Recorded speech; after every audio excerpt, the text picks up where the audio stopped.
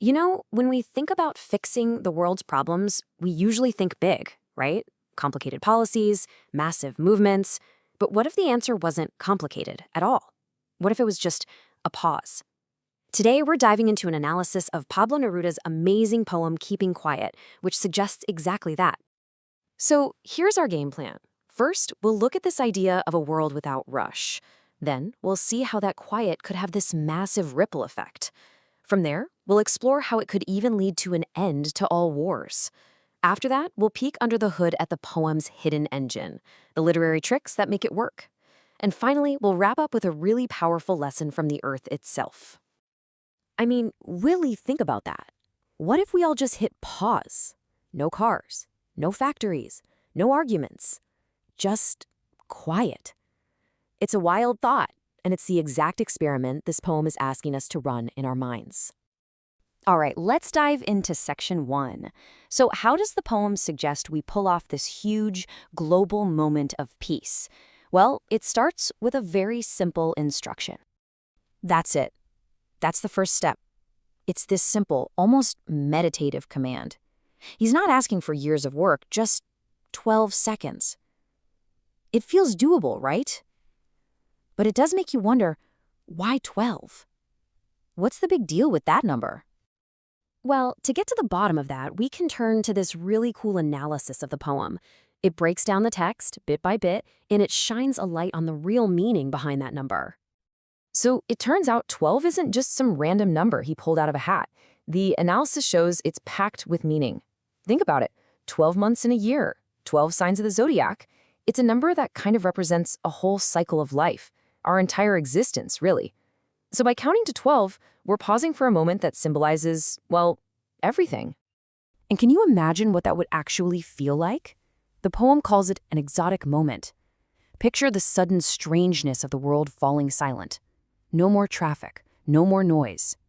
And in that shared quiet, something amazing would happen. We'd feel this incredible universal sense of togetherness.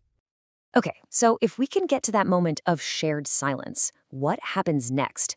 This is where it gets really interesting, because the poem starts to trace this incredible chain reaction that all begins with, well, doing nothing. The poem gives us this really powerful, specific image. Just by pausing, an act of violence against nature comes to a complete halt, instantly. And this isn't just about one fisherman taking a break. It's a symbol for all of humanity stopping its destructive habits. It's like the whole world takes a collective deep breath, giving nature, and maybe ourselves, a chance to start healing. And that ripple effect, it doesn't just go outwards towards nature, it also turns inwards, toward us. The poem zooms in from the massive scale of the ocean to the really personal, intimate scale of one person's pain. See, the pause isn't just about stopping what we're doing, it's about starting to notice. The man gathering salt finally gets a chance to look down and see his hurt hands. It's such a great metaphor for how we damage ourselves in the constant hustle. That little moment of quiet is the first step to realizing, hey, I'm hurting, and then starting to heal. So we've gone from healing nature to healing ourselves. Now the poem makes its most ambitious, its most jaw-dropping claim that this one simple pause could actually bring an end to all human conflict. The poem paints this incredible before and after picture. On one side, you have the problem, people waging these horrific wars with gas, wars with fire. But then, in the quiet moment, the solution appears. Those same people would stop, put on clean clothes, and walk together as brothers. The silence literally breaks the cycle of violence. And to show just how insane war is, the poet drops this absolutely devastating line: a victory with no survivors. I mean, what's the point? What are you even fighting for if no one is left? That silence forces us to face how completely senseless it all is. Now, it's really important to get this straight. The analysis makes it clear that the poem isn't arguing for, total inactivity, which can sound a lot like death. No, it's a call for a pause from destructive activity. It's about breaking away from our single-minded rush toward our own destruction, so we can finally, maybe for the first time, understand ourselves. So, you've got to be wondering, how does this poem manage to be so powerful with such simple-sounding words? Well, the answer is in the literary devices that are humming away just beneath the surface, like a hidden engine. First up, we've got a classic from English class, alliteration. That's just when words that are near each other start with the same sound. It creates this kind of subtle music in the lines. Just look at these examples. The soft W sound in we will makes the invitation feel really gentle and inclusive.